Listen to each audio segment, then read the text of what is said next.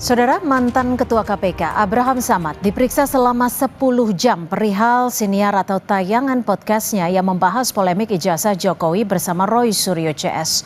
Meski Samad menilai pemeriksaannya adalah upaya membungkam suara kritis, relawan Jokowi yakin penyidik punya alasan kuat menggali keterangan dari mantan Ketua KPK itu.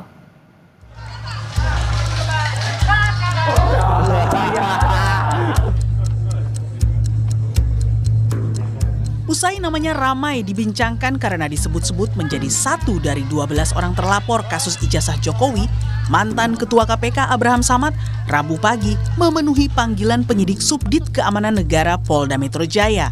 Samad menilai pertanyaan dari penyidik selama hampir 10 jam itu keluar dari substansi surat pemanggilan untuk menggali peristiwa tanggal 22 Januari. Menurut Samad, polisi lebih banyak menggali konten podcastnya bersama Roy Suryo, Dr. Tifa dan Rismon yang tayang di kanal YouTube-nya tanggal 22 Mei 2025. Dari pertanyaan-pertanyaan itu lebih banyak menanyakan tentang isi podcast saya. Isi wawancara saya terhadap Roy Suryo, Rismon, Dr. Tifa, Kurnia, dan Rizal Fadila. Ada upaya untuk membungkam kebebasan berpendapat, kebebasan berekspresi, dan sikap kritis dari masyarakat sipil, dan sekaligus mempersempit ruang demokrasi. Ini yang paling berbahaya. Namun, alasan kebebasan berpendapat yang dilontarkan Samad menurut pendukung Jokowi sudah sangat tendensius, hingga mengarah pada penghinaan dan pencemaran nama baik mantan wali kota Solo itu. Demokrasi itu sah-sah saja, Bang Tifal, tak sepanjang demokrasi itu ya tidak mencemarkan seseorang. Itu yang pertama. Yang kedua adalah kalau kita berbicara demokrasi, Pak Insinyur Joko Widodo ini kan korban dari ujaran kebencian, korban dari fitnah, korban dari tindakan-tindakan di mana beliau dilecehkan betul. Kalau menurut saya beliau dilecehkan betul. Okay. Artinya ya kalau memang mau berdemokrasi tapi jangan juga melakukan yang diduga tindak pidana, yaitu penyampaian pendapat itu tidak tendensius dan menjustifikasi orang. Gitu. Subdit Keamanan Negara di Reskrimum Polda Metro Jaya saat ini masih memproses 6 laporan polisi, termasuk laporan yang dibuat Jokowi terkait pencemaran nama baik dan atau fitnah. Dalam kronologi yang disampaikan Jokowi saat membuat laporan, terdapat 5 nama, yakni Roy Suryo, Rismon Sianipar, Egy Sujana, Tifauzia Tiasuma, dan Kurnia Triroyani. Namun, setelah naik status penyidikan, para terlapor dalam perkara ini menjadi 12 orang, yang salah satunya adalah Abraham Samad. Tim Liputan Kompas TV. Merasa pemeriksaannya kemarin tidak sesuai konteks kasus dalam undangan penyidik, Abraham Samad meyakini ada upaya kriminalisasi dan pembatasan kebebasan berekspresi. Saya akan tanyakan langsung hal ini kepada Abraham Samad yang sudah terhubung melalui sambungan daring. Bang Abraham, 10 jam diperiksa, 56 pertanyaan pada 13 Agustus 2025 lalu.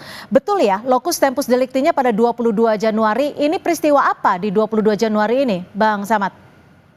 Makanya pada saat saya awal diperiksa, ini terus yang saya perdebatkan dengan penyidik karena awal-awalnya tidak dijelaskan. Saya kan tidak tahu peristiwa apa yang terjadi di 22 Januari. Kalau menurut KUHP kan seharusnya dijelaskan ya kepada saksi yang dipanggil untuk diminta keterangannya supaya dia bisa memberikan keterangan sesuai yang dia dengar, dia lihat dan dia rasakan. Itu kan saksi, kategorinya seperti itu. Namun Jadi, itu nggak dijelas-jelaskan. Nanti saat-saat mau terakhir baru dijelaskan. Oke, jadi saya konfirmasi kembali Bang Samad, sampai sore hari ini Anda tidak tahu mengapa tempus locus delictinya di 22 Januari. Kalau tanggal rilis podcastnya itu tanggal berapa? Podcastnya siapa, Mbak? Bang Samad.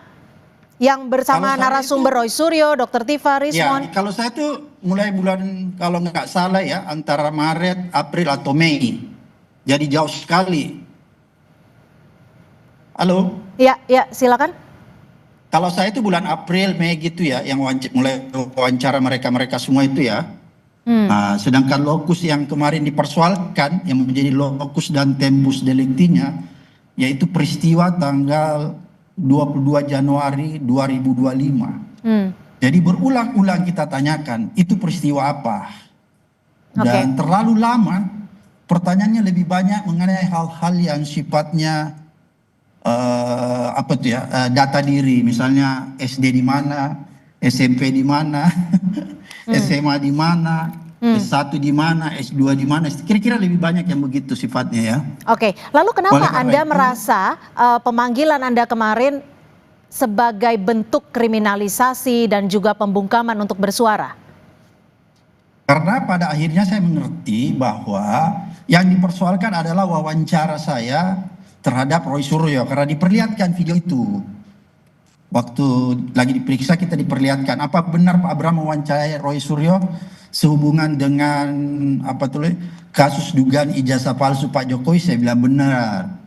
Jadi saya katakan apa hubungannya video yang Anda perlihatkan ke saya yang waktunya adalah sekitar bulan April dengan peristiwa yang ada di dalam surat panggilan yaitu 22 Januari. Ini melanggar saya bilang. Karena seharusnya yang Anda tanya saya harus sesuai dengan panggilan. Locus tempus delictinya itu tanggal 22 Januari. Harusnya Anda concern di situ. Oleh sebab itu perdebatannya lebih banyak ke situ sehingga pemeriksaannya ya itu tadi agak lama. Sebenarnya sih bisa cepat kemarin tapi perdebatannya di situ kan sehingga berlarut-larut. Setelah saya diperlihatkan video, oke tunggu dulu ya, jangan dipotong ya, supaya lengkap ya. Setelah diperlihatkan video wawancara saya, akhirnya saya tahu bahwa yang dipersoalkan itu adalah isi wawancara saya. Oke. Oleh karena itu saya berkesimpulan bahwa kalau yang dipersoalkan adalah produk podcast, maka itu adalah salah satu bentuk pembungkaman kebebasan berpendapat. Kenapa saya katakan demikian? Karena podcast itu adalah ruang untuk orang berdiskusi, ruang untuk orang mengeluarkan pendapat. Ada adu argumen di situ, ada adu argumentasi dan diskusi. Oke. Karena terus terang Mbak ya, podcast saya itu bertujuan untuk mengedukasi, mencerahkan dan memberi informasi kepada halayak ramai apa begini yang Bang Samad. mereka dan apa yang menjadi kewajiban mereka. Oke, begini Bang Beda Samad. dengan misalnya kalau tunggu. Beda misalnya kalau Anda buka ada podcast yang isinya kalau bahasa anak Gen Z itu ale-ale, lucu-lucu, konten-konten entertainment. Itu bukan produk jurnalisme. Oke, Gitu. begini Bang Samad, Oleh karena itu, saya Anda bilang ini menyebut adalah- bahwa konten podcast Anda adalah edukasi hukum. Tapi Anda juga sebagai mantan ketua KPK terbiasa sebenarnya dengan verifikasi, dengan bukti-bukti. Tapi di podcast tersebut Anda tidak menghadirkan pihak dari Pak Jokowi. Yang Anda hadirkan hanya Roy Suryo, Dr. Tifa Rismon Kurnia, dan Riza Fadila.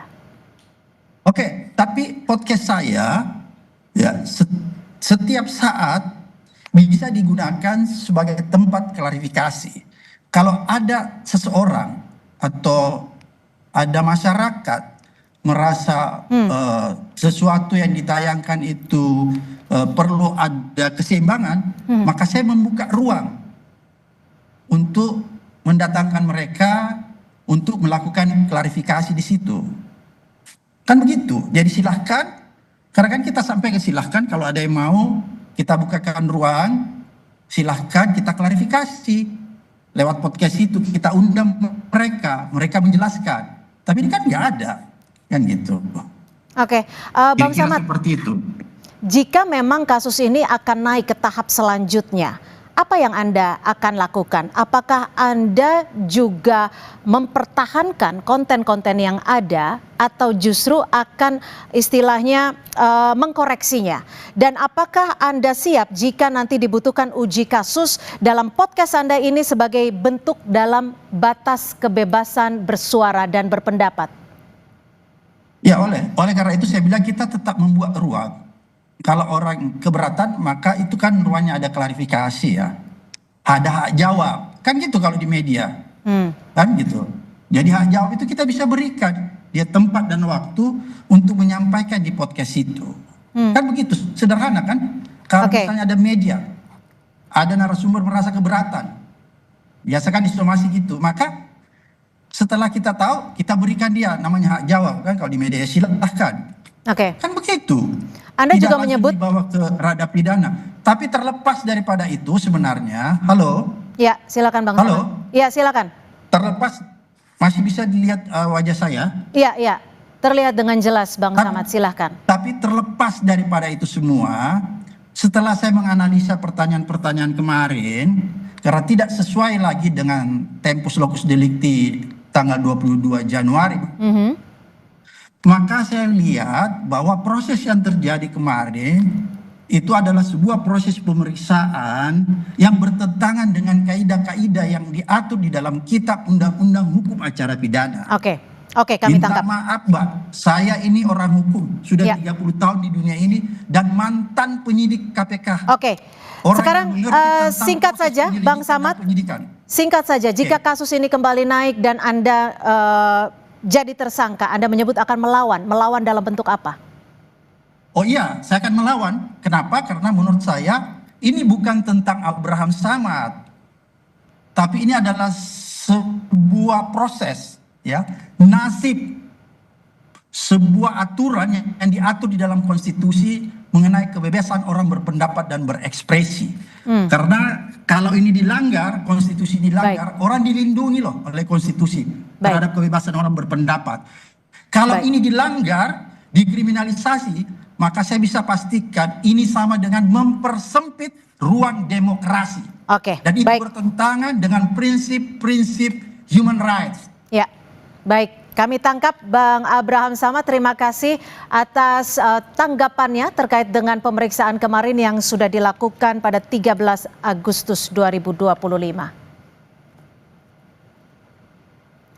Saudara, terkait dengan pemeriksaan Abraham Samad dalam kasus ijazah Jokowi, kami juga sudah terhubung dengan penasihat Kapolri, sudah ada Pak Arianto Sutadi.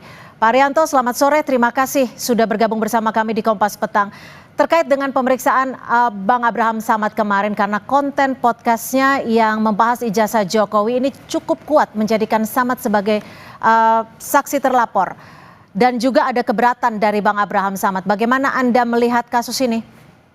Ya, jadi begini ya, saya tidak ikut melihat meriksanya ya, tapi saya ngecek hanya kepada keamanan negara yang meriksa itu. Jadi ini, kemarin diperiksa itu kan dalam rangka sebagai panggilan di dalam taraf penyidikan ya. Kemudian tapi masih sebagai terlapor, belum sampai pada hanya saksi ya, belum sampai pada tersangka atau apa dan sebagainya. Nah, penyidik di dalam tahap klarifikasi ini sebetulnya dia pasti akan menanyakan dari bahan-bahan yang sudah dilaporkan oleh pelapor kepada penyidik. Dalam hal ini yang melaporkan bukan laporannya Pak Jokowi yang terkait dengan Pak Abraham Samad ini. Kan di sana kan ada 6 laporan itu yang dari Pak Jokowi, dan kemudian ada lagi dari pendukungnya Peradi Bersatu atau dan sebagainya itu, yang ada laporan tersendiri isinya itu. Kalau yang dari Pak Jokowi itu isinya adalah pengaduan sebagai penghinaan ya, pencemaran nama. Tapi kalau mereka ini bukan pencemaran, karena itu bukan delik aduan yang disampaikan, tetapi delik ujaran kebencian. Mereka sebagai pendukungnya Pak Jokowi merasa keberatan karena diprovokasi Pak Jokowi itu diprovokasi rakyat supaya membenci pada dia, sehingga terjadi pembelahan antara yang mendukung dan yang menohok itu kan gitu. Itulah makanya mereka melaporkan bukan sebagai pengadu tapi sebagai pelapor biasa. Makanya Polda Metro itu menanggapinya. Kebetulan ini menanggapinya digabung sama-sama ini antara laporannya Pak Jokowi dengan yang itu, yang Tapi Pak Arianto, ya. Terkait dengan pemanggilan dan juga pemeriksaan terhadap Abraham Samad ini ada unsur mens rea-nya, ada unsur niat jahatnya, menurut Ya, Anda? jadi gini, ini kan sekarang lagi dipanggil sebagai saksi, ya. Ya dipanggil sebagai saksi itu, tapi di sana pasti Pak penyidik sekarang sudah mengantongi keterangan-keterangan dari yang melapor. Yang melapor pasti menuduh bahwa ini ada sengaja Pak Abraham begini. Ya kira-kira tuduhannya ikut menyebarkan lah, karena bukan dia kalau yang menyebarkan itu kan Roy dan kawan-kawan itu kan. Tapi Pak Abraham Samad ini memfasilitasi dengan podcastnya itu sehingga ikut menyebarkan. Kira-kira itu deliknya yang dikenakan. Tapi kalau kita bicara, ya silakan. Ya, kemudian dari data-data yang ada ini, maka penyidik akan manggil Pak Abraham Samad. Apa benar ini podcast ini milik Anda? Makanya tadi kan ditanya podcast itu apa, lama dan sebagainya. Penyidik itu memang kayak gitu caranya. Dia akan menggali selengkap-lengkapnya itu, Bu. Gitu. Nah tadi sebenarnya Pak Abraham Samad, misalkan dia keberatan dengan pertanyaan, dia tinggal jawab ini aja, tahu apa enggak. Kalau enggak tahu, jawab ya tidak tahu. Itu mestinya. Gitu. Tapi tujuan daripada penyidik itu adalah melengkapi daripada keterangan yang sudah disampaikan pada pelapor. Nah, nanti dari keterangan ini, Pak Arianto, tapi begini, kalau kita bicara soal podcast, sekarang kan juga memang podcast ini menjadi sarana ruang publik untuk melakukan diskusi terbuka. Dan itu tentunya dijamin oleh undang-undang. Apakah ada batas, ada parameter atau guidelines mana yang diskusi, mana pula yang pencemaran nama baik?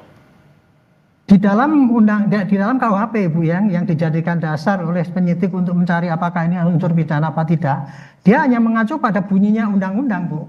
Bunyinya undang-undang itu apabila seseorang menebarkan kebencian pakai IT dan sebagainya itu nggak peduli itu di podcast atau itu di mana di televisi atau apalagi lah mekanisme yang pakai digital itu hanya yang dilihat hanya tindak pidananya itu, tidak terlihat pada apakah ini podcast atau bukan, sehingga ini ranah pidana atau boleh apa tidak itu. Nah itu untuk menentukan itu kan sekarang masih debatable itu.